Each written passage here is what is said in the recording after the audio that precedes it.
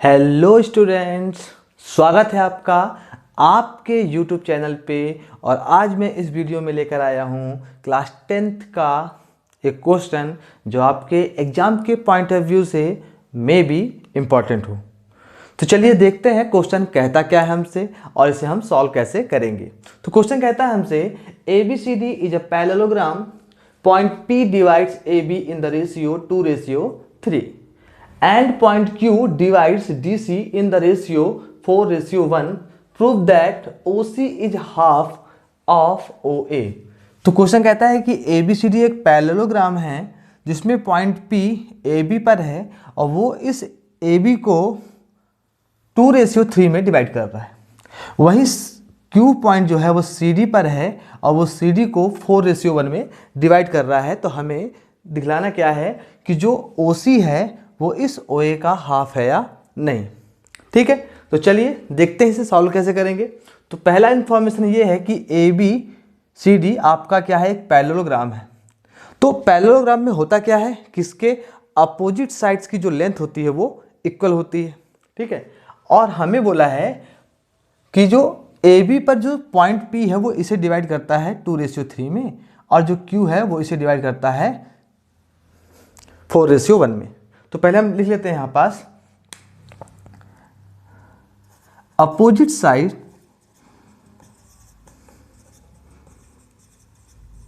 Of parallelogram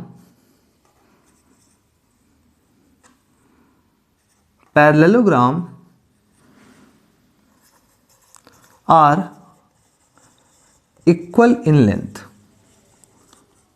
ठीक है, तो पहला इंफॉर्मेशन के तौर पर हमें लिख दिया यहाँ पास कि जो अपोजिट साइड्स होते हैं पैरेललोग्राम के वो लेंथ में इक्वल होते हैं। अब अगर लेंथ में इक्वल हैं तो हम यहाँ पे कौन सा साइड लेने वाले हैं, AB और CD। क्यों? क्योंकि यहाँ पे जो पॉइंट P और Q है वो AB और CD पर ही है, तो हम उसे लेकर चलेंगे। है तो ये भी इक्वल, बट यहाँ पे जो पॉइंट P और Q है वो साइड AB और CD पर है। तो हम लिखेंगे यहाँ पास क्या कि let AB is equal to CD is equal to A। हमने AB और CD को A मान लिया। ठीक है, हमें पता है पॉइंट P जो वो AB को 2 पार्ट में डिवाइड कर रहा है, तो हम ईच एंड एवरी पार्ट का लेंथ निकाल लेते हैं। तो अगर हम बात करें AP का, तो AP क्या होगा, तो AP जो है वो AP जो है AP का जो रेशियो है वहाँ पे वो है 2। मैं यहाँ पे रेशियो लिख देता हूँ। रेशियो है यहाँ पास 2 और 3। चलिए, तो AP का रेशियो है 2 दिया है यहाँ पास, और जो टोटल आएगा सम इस रेशियो का वो होगा 5। पर हमने जो टोटल लेंथ माना है वो A माना हुआ है, तो हम यहाँ पे A लिख देंगे। अब निकालें अगर यहाँ पे क्या PB, तो PB इज इक्वल टू हो जाएगा, तो PB का जो रेशियो है यहाँ पास, ये जो पार्ट है रेशियो का वो है 3, पर टोटल जो सम है इन रेशियो का वो है 5, और जो हमने यहाँ पे लेंथ माना हुआ है वो है A। तो AP आ गया 2A/5 और PB आ गया 3A/5। क्लियर है बात? चलिए अब बात करते हैं यहाँ पे हम। तो हमें पता है कि जो पॉइंट Q है वो CD को डिवाइड करता है 4:1 में। तो हम ऊपर वाले साइड्स का भी क्या करेंगे, जो पार्ट है उसका हम लेंथ निकालेंगे। तो हमें यहाँ पास CQ मिलता है, क्योंकि इसका जो रेशियो में पार्ट है वो है 1 और टोटल आता है 5। 4 + 1 5, यहाँ आ जाएगा आपका A। ठीक है, अब निकाल लेते हैं यहाँ पास क्या आपका QD। तो QD का जो रेशियो में पार्ट है वो है 4 और टोटल जो सम आता है रेशियो का वो है 5, और हमने जो लेंथ माना है वो है A। तो हमें दोनों तरफ के साइड्स का जो पार्ट दिया था हमने उसका लेंथ निकाल लिया। अब क्या करना है, अब हम यहाँ पास ये 2 ट्रायंगल देख रहे हैं AOP और COQ, हम इसे दिखाएंगे क्या सिमिलर। तो चलिए लिख लेते हैं यहाँ पास in triangle AOP and triangle COQ we have. देखते हैं क्या क्या है हमारे पास। तो इस AOP और COQ में अगर आप देख पा रहे हैं तो ये एंगल इक्वल हो जाएंगे। अब इसके पीछे कारण क्या है इक्वल होने का, तो ये वर्टिकल अपोजिट एंगल है ना, ये आपको पता होगा। तो लिख देते हैं यहाँ पे, लिख देते हैं हम कि angle AOP is equal to angle COQ। COQ। Reason vertically opposite angle, vertically opposite angle. चलिए दूसरा एंगल देखते हैं, दूसरा कौन सा एंगल इक्वल है, कौन सी साइड इक्वल है। तो हम देख पा रहे हैं यहाँ पे ये एंगल और यहाँ पे आपका ये एंगल, ये क्या है आपके इक्वल है। कारण ये आपकी लाइन जो है पैरेलल है और ये आपका ट्रांसवर्जल है। तो जब हम इस प्रकार से पैरेलल लाइन को कोई ट्रांसवर्जल इंटरसेक्ट करती है तो जो एंगल ये बन रहा है आपका APO और जो एंगल बन रहा है CQO, ये दोनों कैसे एंगल हो जा रहे हैं आपके अल्टरनेट इंटीरियर एंगल। तो लिख देते हैं यहाँ पे कि angle APO is equal to angle CQO। और क्यों इक्वल है, अल्टरनेट इंटीरियर एंगल। तो लिख देते हैं यहाँ पे हम अल्टरनेट इंटीरियर एंगल। ठीक है, तो जब किसी दो ट्रायंगल का दो एंगल इक्वल हो जाता है तो हम जानते हैं कि एंगल सिमिलैरिटी से वो दोनों ट्रायंगल क्या हो जाते हैं, सिमिलर हो जाते हैं। तो हम यहाँ लिखेंगे therefore triangle AOP is similar triangle COQ। किस रीजन से, तो लिखेंगे बाय एंगल सिमिलैरिटी। ठीक है, अब अगर ट्रायंगल सिमिलर हो गया तो ये भी पाया गया है इस रूल के अकॉर्डिंग कि यदि ट्रायंगल सिमिलर हैं तो उनके करस्पॉन्डिंग साइड्स का जो रेशियो होगा वो क्या हो जाएगा, सेम हो जाएगा। ये कह सकते हैं करस्पॉन्डिंग साइड जो होते हैं वो प्रोपोर्शनल होते हैं। तो मैं लिख देता हूं यहां पास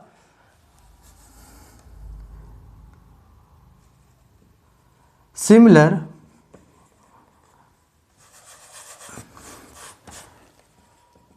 since similar triangle have their corresponding sides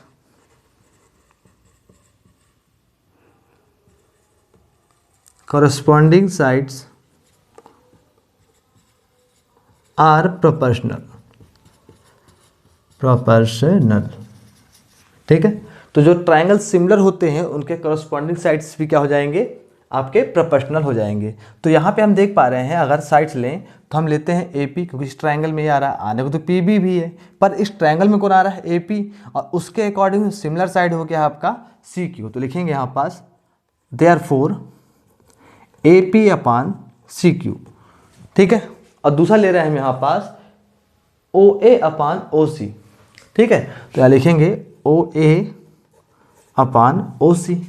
अब हमें यहाँ पे AP और CQ का वैल्यू गिवन है, यहाँ पे हमने पहले ही निकाल लिया था।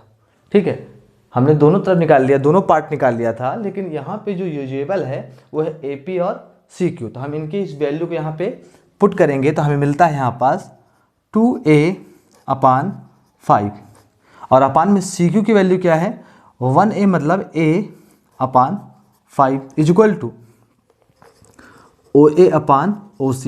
ये 5 से 5 कैंसिल और A से A कैंसिल, तो हमें मिल गया यहाँ पास क्या, 2 is equal to OA upon OC। ठीक है, अब यहाँ पे लिख देता हूँ मैं, ये OC जाके यहाँ मल्टीप्लाई करेगा तो 2 into OC is equal to OA, और ये 2 यहाँ पे आकर क्या करेगा, डिवाइड, तो OC is equal to OA। अब देखिए हमें प्रूफ क्या करना था, प्रूफ करना था OC is half of OA। अब देख लीजिए OC यहाँ पे क्या है, OA का हाफ है, तो हमें क्या मिल गया, ये हमें आंसर मिल गया, हमने यहाँ पे प्रूफ कर दिया। आप लिख सकते हैं क्या कि here OC is half of OA। ये हमारा क्या हो गया, प्रूफ हो गया, हेंस प्रूफ्ड। तो ये रहे आपके वीडियो के इस क्वेश्चंस के सॉल्यूशन। तो वीडियो को पॉज करें, नोट करें जल्दी से।